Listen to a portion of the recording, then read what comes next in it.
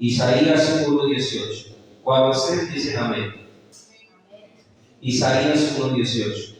Bueno, voy a invitar a los hermanos para que ustedes lean el versículo y después lo voy a leer yo. A la cuenta de 3 lo van a leer usted y luego lo leo yo. 1, 2, 3.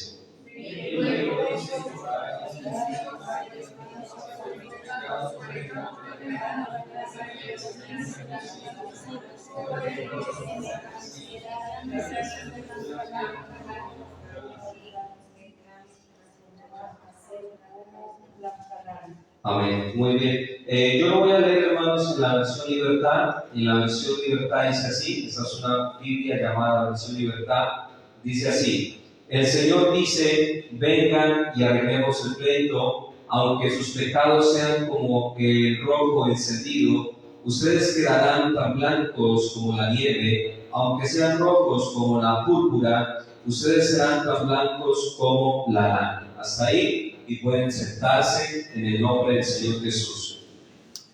Vamos a predicar bajo el título Pongámonos a cuenta.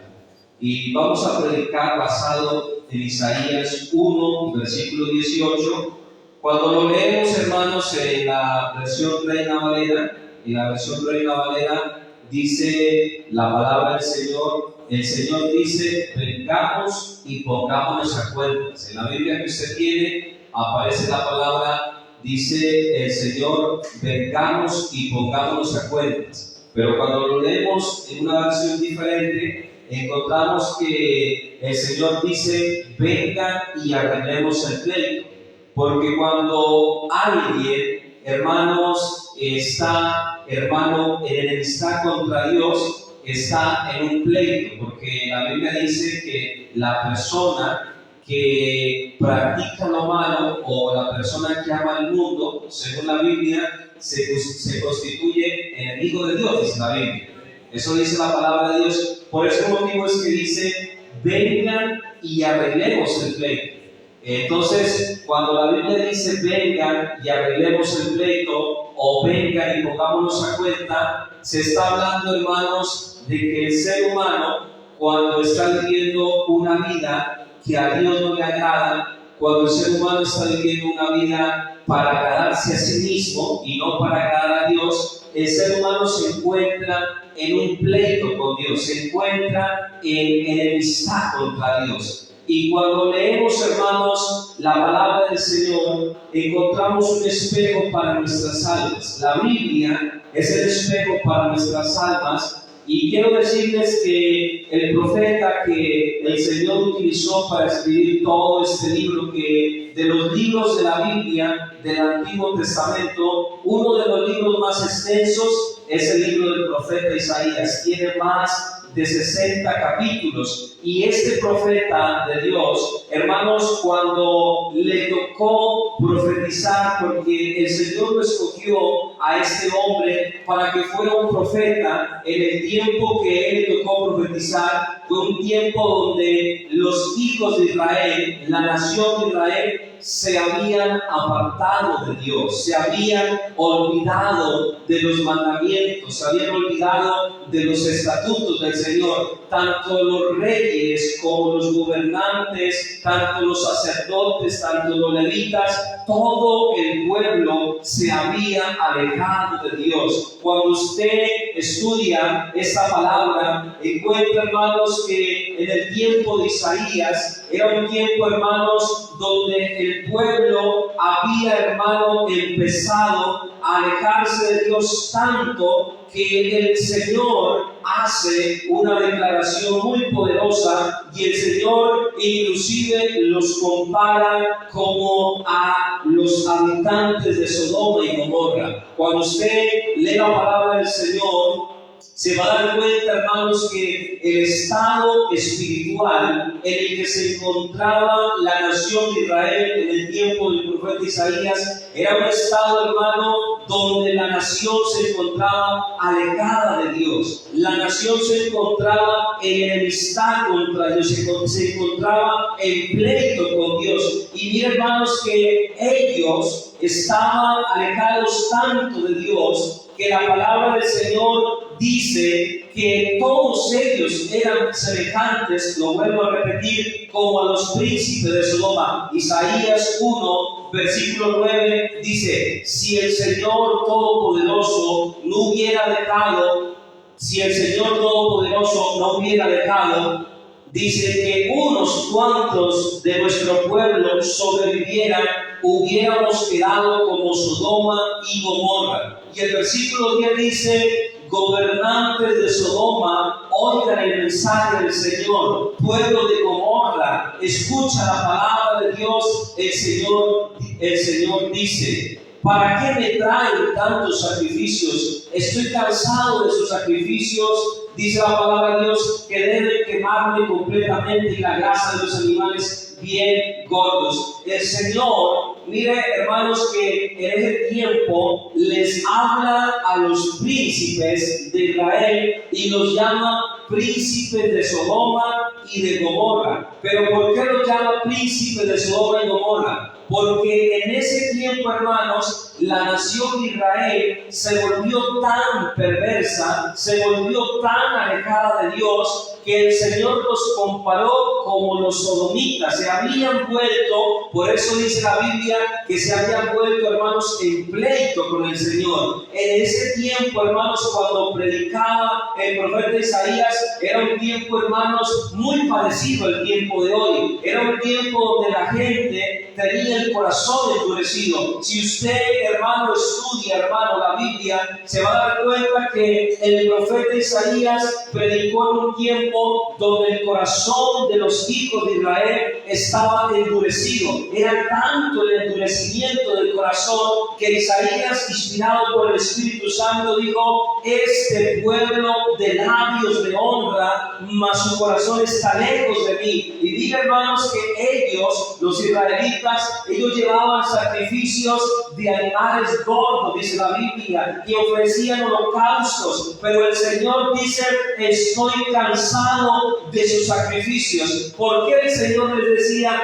estoy cansado de sus sacrificios? Porque el pueblo de Israel ofrecía ofrendas, hermano, ofrecía sacrificios de animales en el templo donde estaban los sacerdotes, donde estaban los levitas, pero el corazón de ellos estaba totalmente alejado de Dios. Ellos, hermano, ofrecían una oveja, ofrecían un carnero, pero el corazón de ellos se había alejado hace muchísimo tiempo de Dios, y Dios les reprocha y les dice por ese motivo que está cansado. En la versión Reina Valera dice: estoy hastiado, dice allá, de tantos sacrificios de animales. Y mire, hermano, que el Señor estaba hablándole a una nación que se había olvidado de Dios. Los hijos de Israel se habían olvidado de Dios, y Dios estaba enviando palabra a través de sus profetas para que ellos se arrepintieran, para que ellos se convirtieran. El Señor enviaba profetas como Isaías para que les hablase y les predicase de que tenían que arrepentirse, convertirse. Pero mire, hermanos, que sucede que el ser humano, cuando endurece su corazón, el ser humano, hermano, en vez de ver la mano de Dios, en vez de reconocer la gloria de Dios, el ser humano, cuando endurece su corazón, hace como Faraón. Faraón, hermano, miraba milagros. Él vio que se convirtió el agua del río Nilo en sangre. Él vio que el polvo de la tierra se convirtió en piojos. Faraón vio, hermano, que todos los animales de los egipcios murieron, pero menos los animales de los hebreos. Faraón miró, hermanos, cómo caía del cielo granizo y fuego, pero cuando él miraba esto, hermano, por un momento, él sentía miedo, por un momento él sentía temor y mandaba llamar a Moisés y le decía: yo y mi pueblo somos impíos y ustedes son justos. Y por un momento parecía que el corazón de él como que se empezaba a ablandar, pero después de que la plaga, ese castigo de Dios se iba, él se volvía otra vez a ser soberbio, altivo. Y mire, hermanos, así era la nación de Israel. La nación de Israel se había vuelto como Faraón. Entre más Dios les mostraba señales, ancianes. Entre más Dios les enviaba profetas que les predicasen la palabra, ellos se volvían más duros. ¿Sabe por qué pasa eso, hermanos? Porque la palabra de Dios, hermano, cuando alguien la desprecia, la palabra de Dios, cuando alguien la tiene en poco, la palabra de Dios, ella no va a ir, hermano, a un corazón donde no es bienvenida. La palabra de Dios va a morar en un corazón donde se le da un buen recibimiento.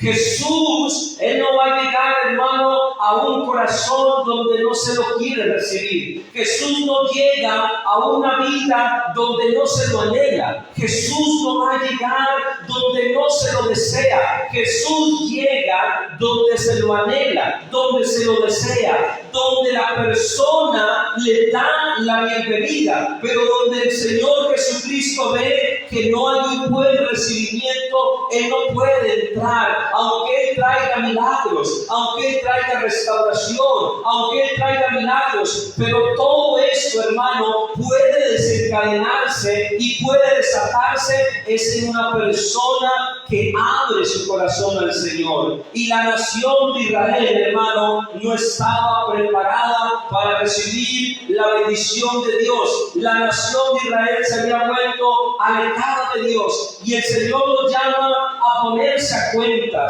El Señor los llama a arreglar el pleito. Miren, mis amados hermanos, el ser humano tiene una conciencia que aún después de muerto esa conciencia sigue vigente. Cuando usted lee la Biblia, encuentra, hermanos, un ejemplo en el libro de Lucas, capítulo 19, capítulo 16, versículo 19 en adelante, encuentra un ejemplo, hermanos, sobre la parábola del rico y del pobre. Y esa escritura, hermano, narra de un hombre, hermano, que era rico, que tenía mucho dinero, y habla de un hombre mendigo pobre. Pero es bueno, hermano, aclarar, el hombre de la parábola del que vamos a hablar no se condenó, no se perdió por ser rico. Ser rico no es pecado, ser rico no es algo que a Dios le desagrade. La Biblia habla, hermano, de muchas personas que fueron ricas, pero fueron temerosas de Dios. Job fue un hombre rico y era un hombre temeroso de Dios. Abraham era un hombre rico, pero era temeroso de Dios. El pecado no se encuentra en que una persona tenga riquezas. Eso no es pecado, tener riquezas. El pecado está cuando las personas se vuelven materialistas. El pecado está cuando las personas endiosan el dinero, endiosan el trabajo. Ahí es que está el pecado. Porque hay personas que confunden la palabra de Dios y dicen que los ricos no van al cielo. Eso nunca hay que decirlo. Los ricos temerosos de Dios sí van para el cielo. Los que no van para el cielo son los que son ávaros, son los que son amantes de hacer riquezas y no tienen otro Dios aparte de las riquezas. Pero la Biblia habla, hermanos, que cuando muere el hombre rico, después de muerto, él sigue teniendo conciencia. Hay una religión que enseña que la persona, luego que muere, el alma es aniquilada. Y dicen y enseñan que la persona después de muerta ya no tiene conciencia. Pero la Biblia dice todo lo contrario. La Biblia dice en Lucas capítulo 16, versículo 19, de que después de la muerte se sigue teniendo conciencia. Ahora quiero aclarar lo siguiente: los sentidos de nosotros son los siguientes. Los más conocidos son el oído, la vista, el olfato, la boca, hermanos, el gusto, bueno, el tacto. Se habla de varios sentidos, pero cuando alguien muere se activan otros sentidos que aquí en la tierra no se los tiene. Hay sentidos que aquí en la tierra se los posee, pero en la eternidad, después de morir alguien, hay unos sentidos que se activan que son espirituales. Uno de ellos se llama el sentido de la autopercepción. Quiere decir que la persona cuando muere puede puede distinguir a alguien aunque nunca en vida lo haya conocido. ¿Cómo así? Cuando usted estudia la Biblia, el rico reconoció a Abraham, pero Abraham había vivido hace muchísimo tiempo. Pero ¿cómo fue que lo reconoció si el rico no vivió en el tiempo de Abraham? Lo reconoció porque en la eternidad hay un sentido espiritual que se activa, y es que la gente puede reconocer al que está allá,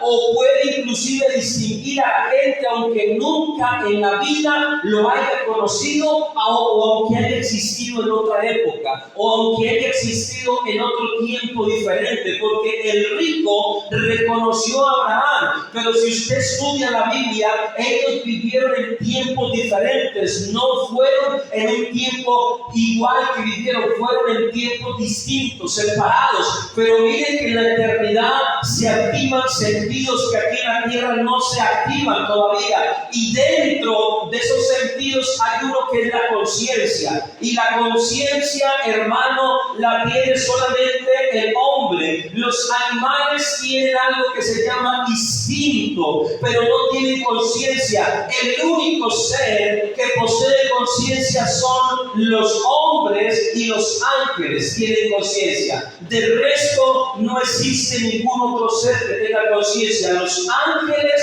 y el hombre tienen conciencia. La conciencia, hermano, es algo que Dios se lo dio al ser humano para que pueda entender, razonar, que hay una moral, que hay una ética. El hombre, hermano, al tener conciencia tiene moral, y la moral le dicta que hay algo bueno y hay algo malo. Pero el que dice que eso es bueno y eso es malo es Dios, a la conciencia, y la conciencia se lo dice al ser humano. Y hoy quiero decirles, hermanos, que la conciencia de muchas personas hoy en día está lamentablemente como enceguecida. Hoy en día usted mira al ser humano y la conciencia la tiene parecida enceguecida. La Biblia habla que hay personas, hermano, que por tanto pecar, que por tanto hacer lo malo, la conciencia se les puede llegar a cauterizar. Hay personas que pecan,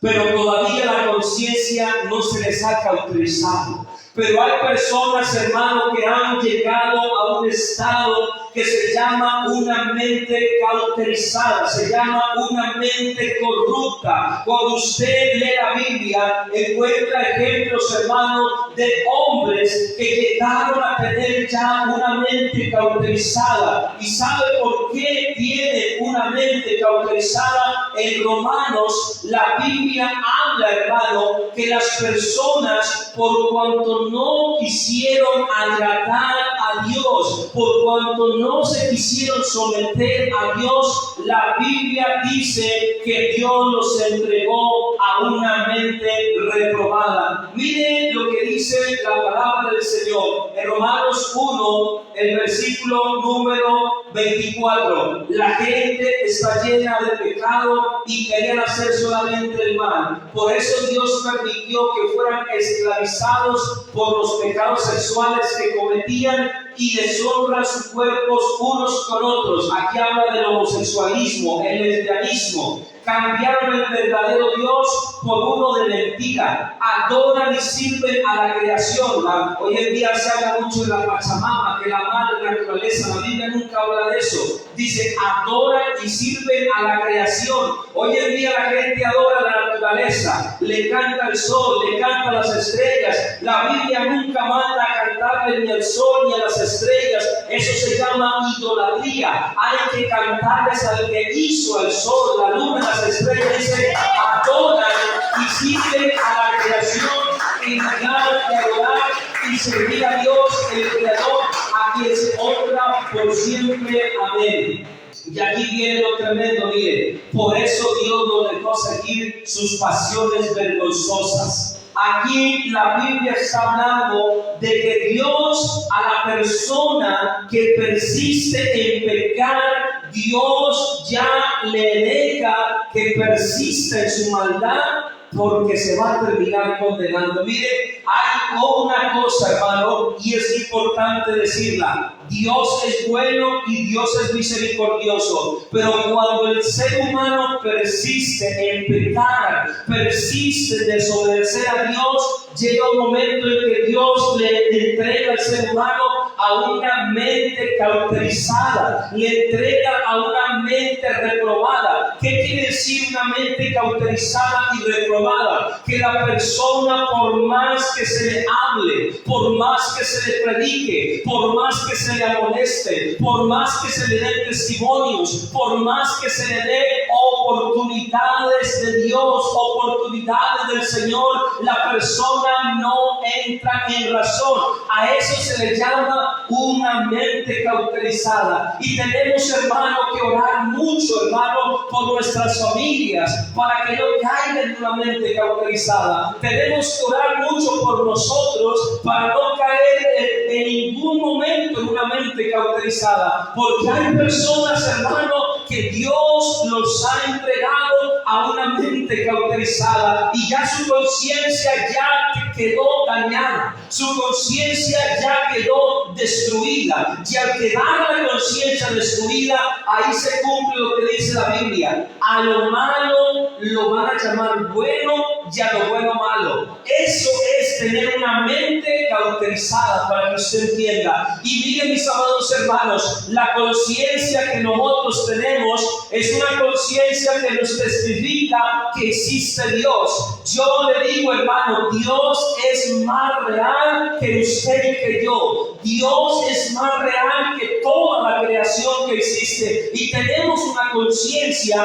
que nos habla que existe Dios. Tenemos una conciencia que nos habla que existe la eternidad. Tenemos una conciencia que nos habla que tenemos un alma. Tenemos una conciencia que nos habla que tenemos que prepararnos para la muerte. Hermano y hermana, la Biblia habla, hermano, de que tenemos que prepararnos para ese día.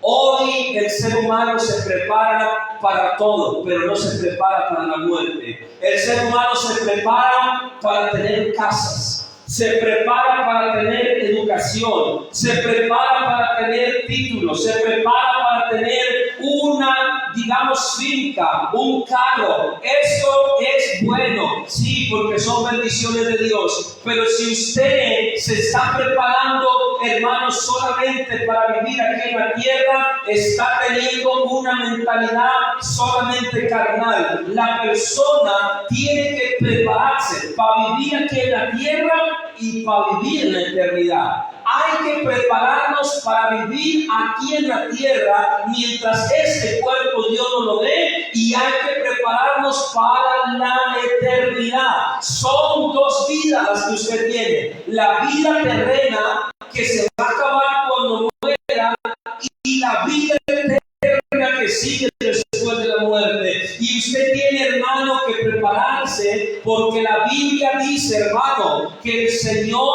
ha establecido, hermano, un día, una hora para que todos muramos. Hay un segundo, hay un minuto, hay una semana, hay un mes, hay un año en el cual ya está determinado, hermano, en la pregnosis de Dios. La pregnosis de Dios quiere decir el conocimiento de Dios anticipado. Dios ya tiene el día que usted y yo vamos a morir, pero nosotros tenemos, hermano, que ver, hermano, que cuando nos llegue ese día no nos vaya a sorprender la muerte estando descarriados, no nos vaya a sorprender la muerte, hermano, estando en el mundo embelesados, no nos vaya a sorprender la muerte, hermano, solamente haciendo tesoros para aquí la tierra, porque el Señor dice, hermano, hagan tesoros donde no se van a destruir, donde ladrones no roban. Usted tiene que hacer tesoros en el cielo.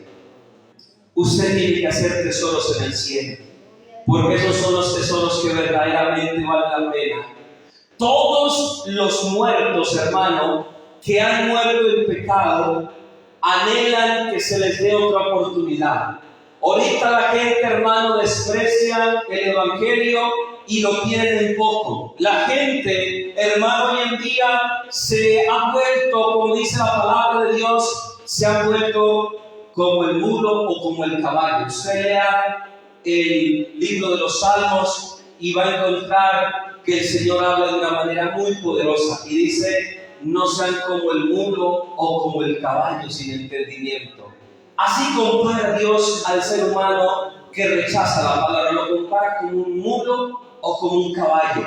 Y miren, hermanos, todos los que están muertos y que han muerto en pecado y que han, hermano, despreciado las oportunidades que Dios les ha dado en este pueblo, hermano, desde que yo llegué, yo creo que han muerto más de 10 personas. Desde que yo llegué, creo que han muerto más de 10 personas, enfermos, accidentes, bueno. Pero yo puedo decir, hermanos, que de todos los que han muerto, yo creo que la gran mayoría han muerto sin Cristo, lamentablemente. Uno le da pena, hermanos, y nos alegra que alguien muera. Nos da pena, nos da tristeza. Pero podemos decir que la mayoría de los que han muerto sin esperanza, han muerto sin Cristo. Y ¿saben qué es lo triste, hermano?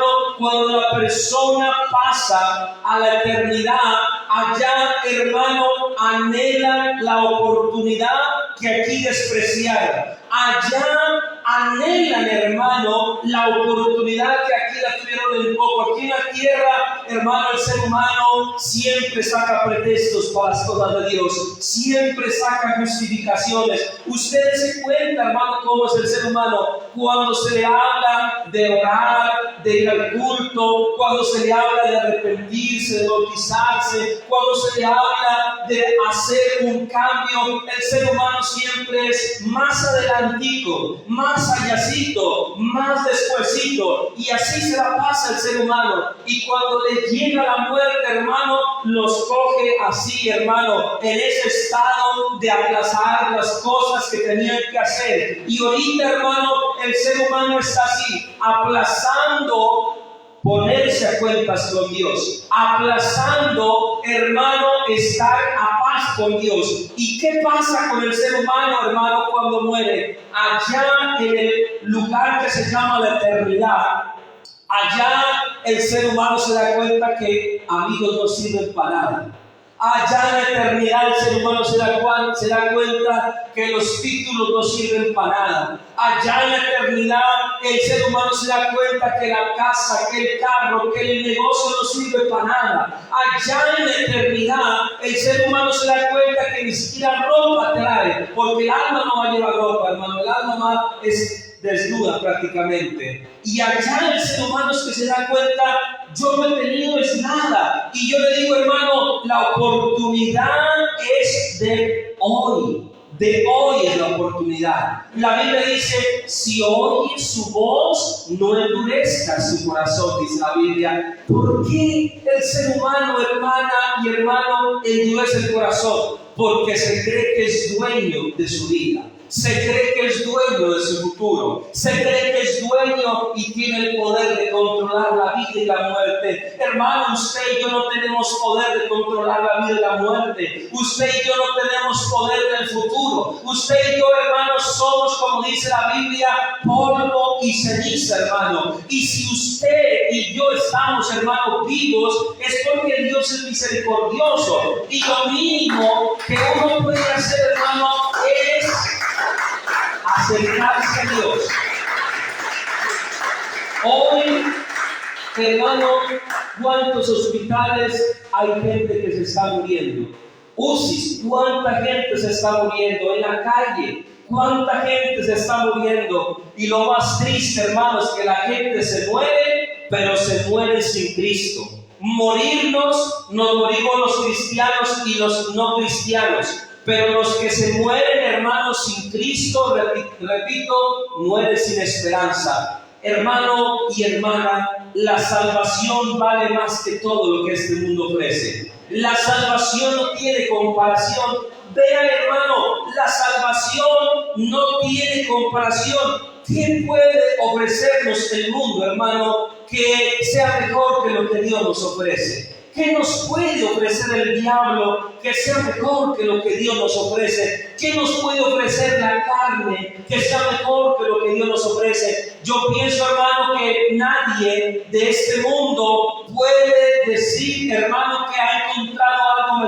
Dios. Nadie va a encontrar algo mejor que Dios. Lo mejor es Dios. Y el que busca otra cosa está engañado y engañándose. Hay gente que vive engañando y engañados a sí mismos. Pero yo les digo en esta hora, hermanos, Dios nos está dando vida, hermanos. Y la vida hay que aprovecharla. Si usted quiere estar bien con Dios, si hay resentimiento, perdone. Si hay alguien que hay que pedirle perdón, pídale perdón. Si hay algo que usted no ha saldado y tiene que saldarlo, sáldelo. Si hay algo en su familia que usted no ha arreglado y tiene que arreglarlo, arréglelo. Si hay alguien, hermano, hermana, que de pronto está posponiendo sus días para entregarse a Dios, yo le digo, después de muerto ya no va a haber otra oportunidad. Después de muerto ya no va a haber otra segunda oportunidad.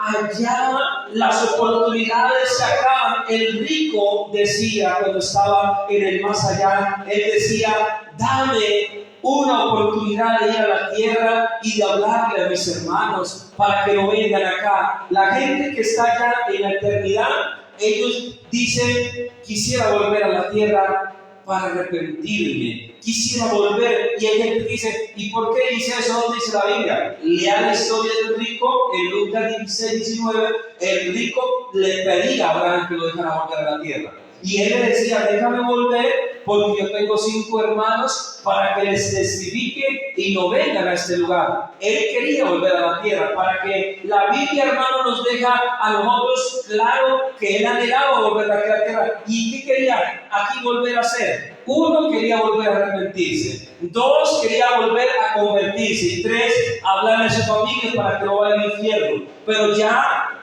le dijo a Abraham, ya no hay oportunidad. Ellos allá tienen quienes prediquen y usted aquí ya está sellada su sentencia. Hermano, aquí en la tierra se puede pedir misericordia, pero cuando se pase a la eternidad, allá ya no sirve pedir misericordia. Aquí, hermano, usted no le dé vergüenza arrodillarse y pedir misericordia, porque la va a encontrar. Si usted, amigo, quiere pedir misericordia, pídala, porque ahorita la puede alcanzar, la puede hallar. Si usted quiere llorarle a Dios, llórele, porque ahorita Dios puede jugar y puede consolar. Pero cuando pase a la eternidad, allá no vale pedir misericordia, allá no vale pedir compasión, porque ya la compasión no la hay, allá no hay misericordia. Mire, hermano, qué triste, hermano, qué triste, hermana, que la gente desperdicie la misericordia de Dios. La misericordia de Dios es hermosa, hermano. La misericordia de Dios es grande. La misericordia de Dios es lo que está sosteniéndonos, hermano. Pero la misericordia de Dios está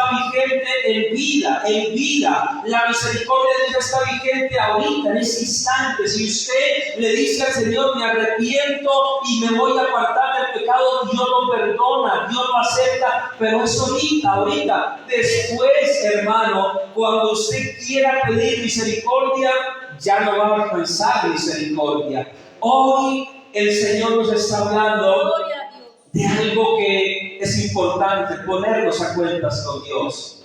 No hagamos como la nación de Israel, hermano, que la nación de Israel, el Señor les tuvo que decir príncipe de Sodoma. Sodoma ya había sido destruida hace muchísimos años por fuego y azufre. Pero ¿por qué les vuelvo a decir príncipe de Sodoma? Porque estaban haciendo igual que los de Sodoma, pecar y pecar y pecar y pecar. Hermano, de este pueblo de Sotomayor, hermano, un día tendrá que darle cuenta a Dios. Y todos los habitantes de este pueblo, desde el alcalde, desde los concejales, desde los que trabajan en un local, desde los que trabajan en una tienda, desde los que son mineros, todo mundo tendrá que dar un día cuenta a Dios de la palabra que se les ha predicado, de la palabra que se les ha anunciado. Tendrán que darle un día cuenta a Dios de todas las veces que se les amonestó y no quisieron oír, porque la Biblia habla, hermanos, habla, y el Señor le dice a una ciudad llamada Corazín, y le dice, ay de ti, Corazín, le dice, ay de ti, Corazín, le dice, si en Sodoma y en Gomorra se hubieran hecho los milagros que se han hecho ahorita entre ustedes, dice el Señor, no hubieran sido destruidas las ciudades. Y el Señor le dice, pero ustedes que han visto, han oído y han testificado lo que yo he hecho y no se han arrepentido, el Señor les dice, va a ser más terrible el castigo para ustedes que para Sodoma. Como decir, uno creería que el castigo para Sodoma y Gomorra va a ser terrible, pero el castigo que van a recibir naciones, pueblos, veredas, corregimientos, va a ser peor que el de Sodoma y Gomorra. ¿Sabe por qué? Porque Sodoma y Gomorra nunca vieron milagros y nunca tuvieron, hermano, lo que hoy en día se tiene. Ellos, como decir, se perdieron en su maldad, pero la gente de hoy en día, el castigo que van a recibir en un futuro, si no se convierte, va a ser peor que el de Sodoma y Gomorra, según la Biblia. Va a ser peor todavía. Yo me imagino, hermano, cómo será el castigo de Sodoma y Gomorra. Ha de ser un castigo muy terrible, pero el castigo que se le viene a las personas del mundo entero, hermano, que no quieren arrepentirse, que no quieren apartarse del pecado, va a ser peor. Yo digo, hermano y hermana, qué bonito cuando uno muera poder ver a Jesús sonreír. Pero qué triste que cuando uno se muera tener que estar ante el Señor y verlo airado, hermano, verlo enojado. Ahí se va a cumplir lo que dice la Biblia, que horrenda cosa es caer en manos del Dios viviente.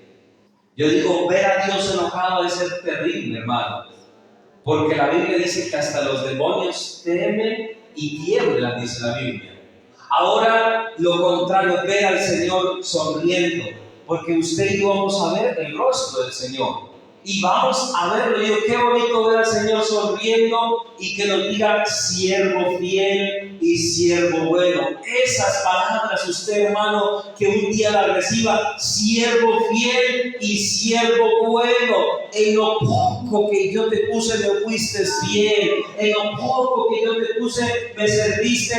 Ahora el Señor va a decir, entra a la abundancia, porque si fuiste en lo poco fiel, en lo mucho reinarás. Hermano, yo le digo, yo quiero un día ver a Jesús sonriente. Yo quiero un día ver a Jesús colocando sobre mi cabeza una corona. Yo quiero un día ver a Jesús, hermano, entregándome una vestidura blanca. Y yo un día quiero estar con Jesús, con todos los que le van a cantar el coro celestial.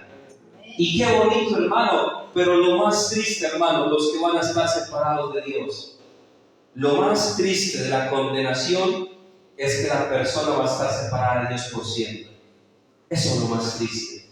Va a estar separada de Dios por siempre. Hay gente que piensa que el infierno es feo porque hay un sufrimiento. No. El sufrimiento más grande que un alma va a tener en la eternidad es saber que va a estar separada de Dios. Separada de Dios. Que van a pasar los años, los milenios y nunca va a tener la oportunidad de ver a Jesús. Pero yo digo, hermano, hoy Jesús nos invita a los que somos bautizados a firmarnos. Y a los que no son bautizados, Jesús los invita para que dentren al arca de la salvación y no se pierdan. Póngase de pie. Vamos a orar a esta hora. Vamos a orar. El Señor nos está llamando, hermanos, a que nos acerquemos a Él y nos pongamos a cuentas. El Señor nos está llamando, hermanos, para que hagamos hoy un cambio en nuestras vidas. Venimos ante ti, Señor, con corazones sinceros, llenos de alabanza y de adoración. Venimos ante ti,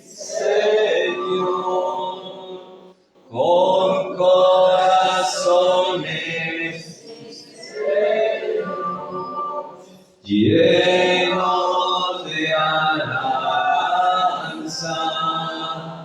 y de adoración, porque tú eres Rey de Reyes y Señor de señores. Solo tú eres digno de que todos te adoren, porque tú eres Rey de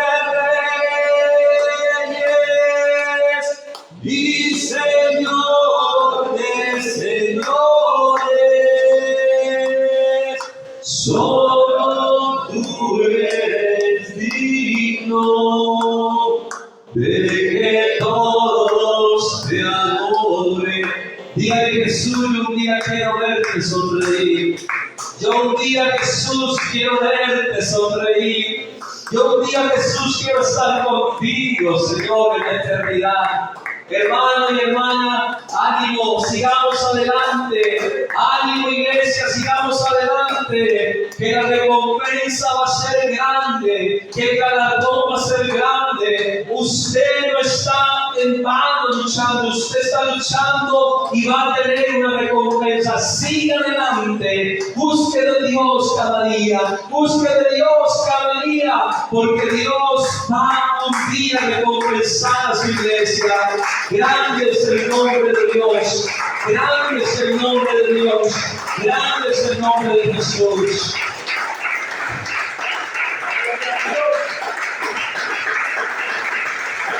Gloria a Dios, aleluya. Esta palabra que es palabra personal.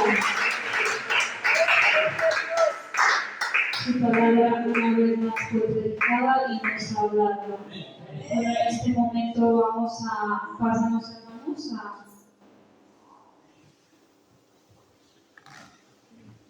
a la ofrenda, hermanitos, y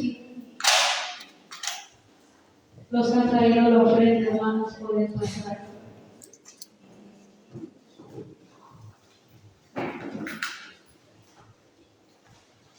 Su palabra fue clara.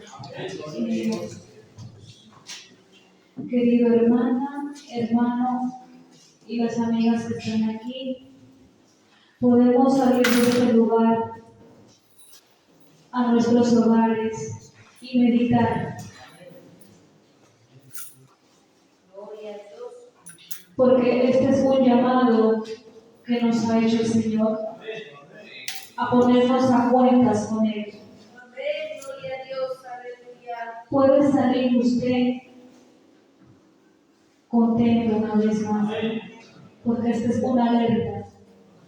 Puede usted llegar a su casa, acostarse y meditar lo que el Señor nos habló esta noche. El Señor quiere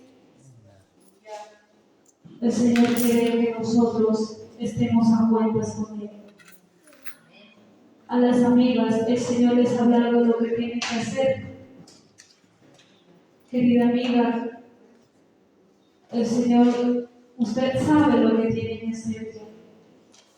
Y nosotros, los hermanos, sabemos lo que tenemos que hacer, ponernos a cuentas con el Señor Jesucristo.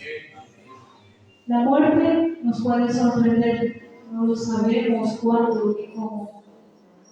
Entonces, tenemos que estar a cuentas con el Señor Jesucristo. Hermanos, esto es serio, esto es real.